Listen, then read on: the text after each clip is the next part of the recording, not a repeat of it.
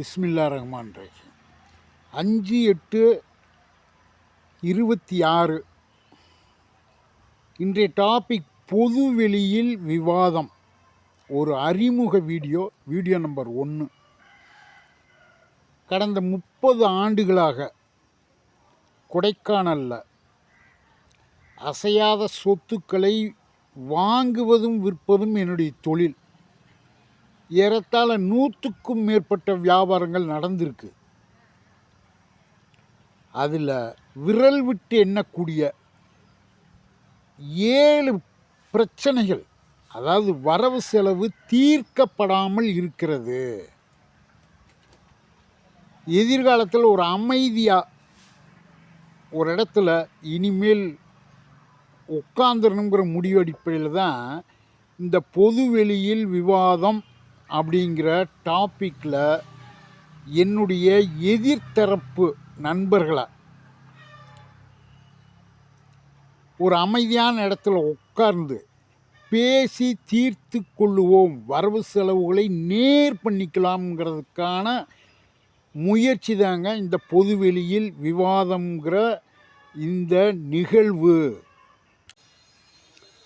என்னுடைய பிரச்சனைகளில் சால்வ் பண்ணுறதில் 4 முக்கியமான விஷயங்கள். குறிப்பாக சொன்னால் 4 விதமான சட்டங்கள் இருக்குங்க. நம்பர் 1, ஒரு மனிதன் யார் மேலேயாவது குற்றம் சொல்லலாம், குற்றம் சுமத்தினால் அந்த அவர் முன்வைக்கக்கூடிய அந்த வாதத்திற்கான அடிப்படை சாட்சி ஆவணங்களை கொடுத்து அதை நிரூபிக்கணும். யார் குற்றம் சொல்கிறாங்களோ அவங்க தான் அதை நிரூபிக்கணும். 2வது விஷயம், லிமிட்டேஷன் ஆக்ட், கால வரையறை சட்டம் 1963. ஒரு அசையாத சொத்துக்கள்லையோ அல்லது குடுப்பல் வாங்கலையோ ஒரு பிரச்சனை உற்பத்தி ஆச்சுன்னா அதிகபட்சம் 3 ஆண்டுகளுக்குள் அதை நீதிமன்றத்திலேயோ அதிகாரிகள் மத்தியிலையோ அல்லது பொது மனிதர்கள் மத்தியிலையோ பேசி தீர்த்துக்கணும். 3 ஆண்டுகளுக்கு பின்னால் போயிடுச்சுன்னா இந்த அரசியல் சாசனம், இந்திய அரசியல் சட்டங்கள் அதுக்கு இடமே கிடையாது. ஆனால் பல காரணங்களால் என்னுடைய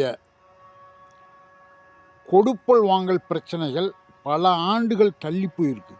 அதனால் அந்த லிமிட்டேஷன் ஆக்டில் அது வரவே வராது. அது எனக்கு ஒரு பிரச்சனை. 3வது விஷயம், என் மேலே ஒரு குற்றச்சாட்டு இருக்கு. என்ன அப்படின்னா, மற்றவர்களை ஒரு துர்ப்புரட்சம் பண்ணுறது. அதாவது இந்தியன் பீனல் கோட், ஐபிசின்னு சொல்லுவாங்க. அதில் 499லேருந்து 502 வரையில், குறிப்பாக 499 என்ன சொல்லுது அப்படின்னா, தெரிந்தே ஒரு மனிதனை அவமானப்படுத்துவது, அவருடைய சுய கௌரவம் பாதிப்பதை போல தெரிந்தே திட்டமிட்டு எழுதுவது, பேசுவது, இதை போன்ற சோசியல் மீடியாவில் பகிர்வது சட்டப்படி குற்றம். ஆனால் என்னுடைய நோக்கம் அதுவல்ல. எந்த தனி மனிதர்களையும் என்னுடைய வயசுக்கு நான் துர்ப்புரச்சாரம் பண்ணுறது, அவங்களுடைய தனிப்பட்ட சுய கௌரவத்தை பாதிப்பதை போல நான் எதுவும் பேச மாட்டேன். 4வது விஷயம், இயற்கையின் விதி, அதிலிருந்து யாரும் தப்பவே முடியாது. இஸ்லாமியர்கள் ஷரியத் சட்டம்னு சொல்லுவாங்க. அந்த ஷரியத் சட்டம் என்ன சொல்லுது அப்படின்னா, ஒவ்வொரு மனிதனுடைய ஒவ்வொரு சொற்களும், அவன் செய்யக்கூடிய ஒவ்வொரு செயலும் ஒரு ஏட்டில் பதியப்படுகிறது.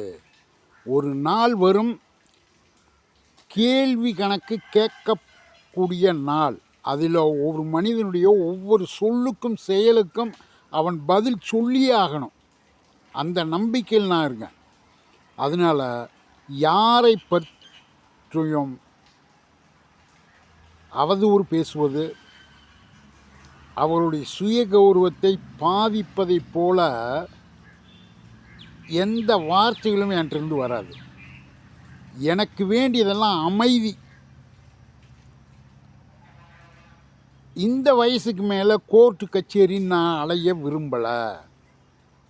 இந்த பொதுவெளியில் விவாதம்ங்கிற டாபிக் எப்போ உற்பத்தி ஆச்சுன்னா, நூற்றுக்கணக்கான மனுக்கள் இந்த அசையாத சொத்துக்களை வாங்குறதுலையும் விற்றதிலையும் வந்த பிரச்சனைகளை தீர்த்து கொடுங்கன்னு சொல்லி நூற்றுக்கணக்கான குறைதீர் மனுக்கள் இந்த அரசு அதிகாரிகிட்ட கொடுத்தாச்சு. அந்த மனுக்களின் பேரில் என்ன நடவடிக்கை எடுத்தீர்கள்னு ஆர்டிஐ தகவல் கேட்கும் உரிமை சட்டம் 2005 அதன்படி கேட்டாச்சு. அதற்கும் மேலே தகவல் ஆணையத்தில் வழக்கு பதிவு பண்ணி இவர் கேட்கக்கூடிய தகவல்களை கொடுங்கன்னு சொல்லி அரசு அதிகாரிகளுக்கு உத்தரவே போட்டிருக்காங்க. அப்போ கூட அரசு அதிகாரிகளுடைய மெத்தன போக்கு விதி. நான் யாரையும் குறை சொல்ல விரும்பலை. ஆனால் நான் ஒரு அமைதியை நோக்கி போகணும்னு நினைக்கிறேன். அதனால் என்னுடைய எதிர்த்தரப்பு மக்களை, நண்பர்களை, ஒரு காலத்தில் நாங்களாம் ஒரே பிளேட்டில் ஒரே டேபிளில் உட்காந்து சாப்பிட்டவங்க தான், ஒரே இடத்துல தூங்கி எந்திரிச்சவங்க தான். இதையெல்லாம் நினைவில் கொண்டு வாங்க உட்காருவோம், பேசிக்குவோம். ஒவ்வொரு பிரச்சனைகளையும் நன்கு அறிந்த கற்றோர்களை 3 அல்லது 4 பேர்களை நான் ஒரு ஜூரிஸ் மத்தியஸ்தர்களாக நியமித்து அவங்களுக்கு முன்னால் உட்காந்து நேருக்கு நேராக சமாதானமான முறையில் பேசி நம்ம பிரச்சனைகளை தீர்த்து கொள்வோம். பொதுவெளியில் விவாதத்திற்கான செயல் திட்டம் எப்படி இருக்கும் அப்படின்னா, ஒவ்வொரு வரவு செலவு பிரச்சனையிலையும் என்னையும் எதிர்த்தரப்பு நண்பர்களையும் அறிந்த ஒரு 3 அல்லது 4 மத்தியஸ்தர்களை நானே தேர்ந்தெடுத்து அந்த பிரச்சனை சம்பந்தப்பட்ட அனைத்து சாட்சி ஆவணங்களையும் ஒரு கோப்பாக, ஒரு ஃபைலாக தயார் பண்ணி அவங்க கையில் கொடுத்து, எதிர்த்தரப்பு மக்களையும் கூப்பிடுங்க, ஏதாவது ஒரு பொதுவான இடத்துல உட்காந்து பேசி முடிச்சுக்கிடுவோம் அப்படின்னு சொல்லுவேன். இதை என்னுடைய பிளாக்கில்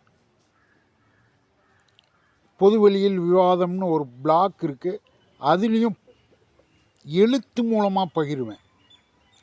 வீடியோவை பதிவு பண்ணி வைப்பேன், ஆனால் பகிர மாட்டேன். ஒரு வாரம் 10 நாள் பொறுமையாக இருந்து அந்த பொது மனிதர்கள் அவங்கள கூப்பிட்டாங்கன்னா அவங்க உட்கார்ந்து நேருக்கு நேராக ஒரு விவாதத்தின் அடிப்படையில் அந்த பொது மனிதர்கள் எதை தீர்ப்பை சொல்லுவாங்களோ அதை நம்ம ஏற்றுக்கிட்டு போயிடணும். அது போன்ற ஒரு நிகழ்வை நடத்த இருக்கிறேன். தொடர்ந்து உங்கள்கிட்ட பேசுவேன்.